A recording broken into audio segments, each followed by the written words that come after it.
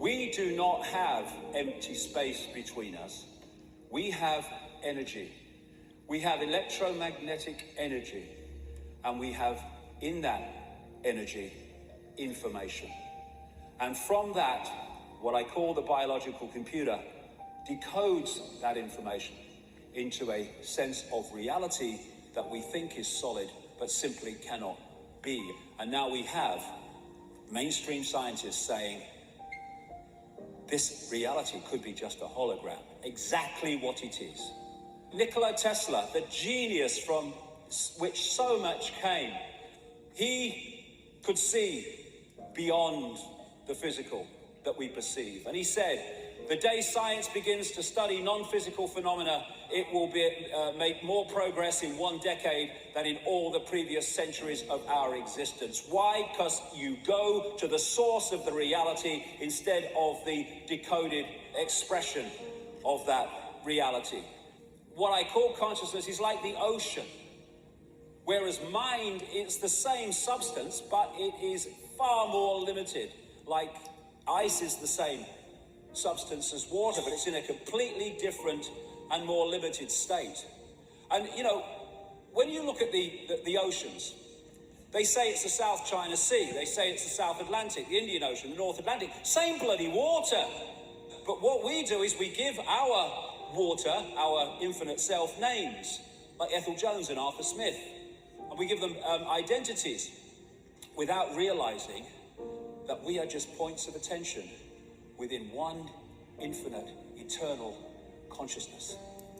We are expressing our point of attention as a uniqueness, which is wonderful. A unique personality, a unique person, a unique perspective, a unique point of attention. But at that time, we are connected to all the other points of attention in infinite awareness, which in the end are all us and we are all them. And so, when we go to war, we go to conflict, we are fighting ourselves. The ocean is the droplet is the ocean. Drop the droplet in the ocean. Where does the droplet end and the ocean start? The idea of the conspiracy is to keep that droplet disconnected from the ocean. And when they do that, we have the world that we live in. If you don't become the ocean, you'll be seasick all your life.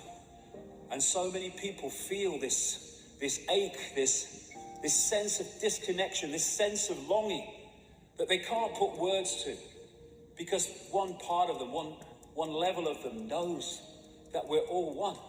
Everything is all one. Leonardo da Vinci learned how to see, realize that everything connects to everything else. It's an ocean. We are a point of attention, but we are the ocean. My God, that's what we are. We're the freaking ocean of infinite consciousness. What a job they've done to persuade us we're Ethel from the store. Near-death experiences, the common themes of what they say is incredible. How they leave the body and suddenly past, present and future are all happening at the same time, in the same moment. How they have multiple levels of awareness at the same time. In the body they had one level of awareness, because the body focuses us in these frequencies, locks us in like a computer. The fear of death comes from the ignorance of life. There is no death. There's just a removal from the vehicle into consciousness, in awareness of itself again. But you get people frightened to death, and they'll give their power away to doctors and chemo freaking therapy and all of it, because they want to stay alive because they fear death. There is no death. There's just a change of point of attention. So we have a visible universe, that which we can see, and we have an invisible universe, which is everything else. And the visible universe is so tiny, it is funny. And so through the body we perceive in a visual sense what the body can decode, which is this little band of frequencies. You go outside the body, now you're perceiving much greater frequencies, and thus your reality changes. If you wish to understand the universe, said Tesla, think of energy, frequency, and vibration. Exactly. So, our point of attention holds us in this reality, unless we're open to consciousness.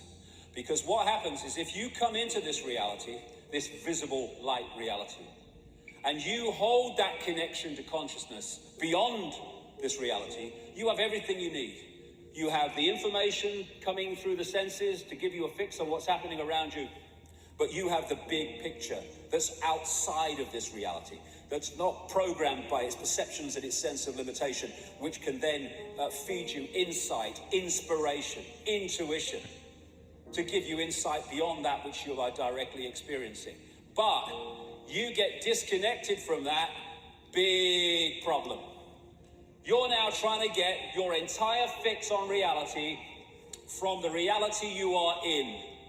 And if a network controls that reality and that information that's coming at you, they are going to program your sense of reality for life.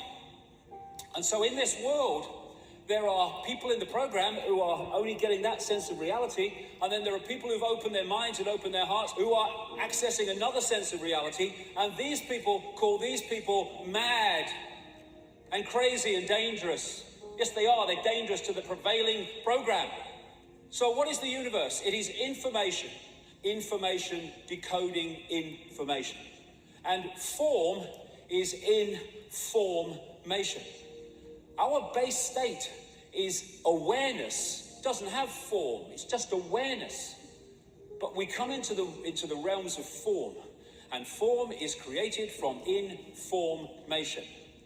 And so we need to stop living the lie and start living the truth of who we really are. We are infinite awareness. We are not humans. That is our experience. We are infinite awareness having that experience. Infinite possibility.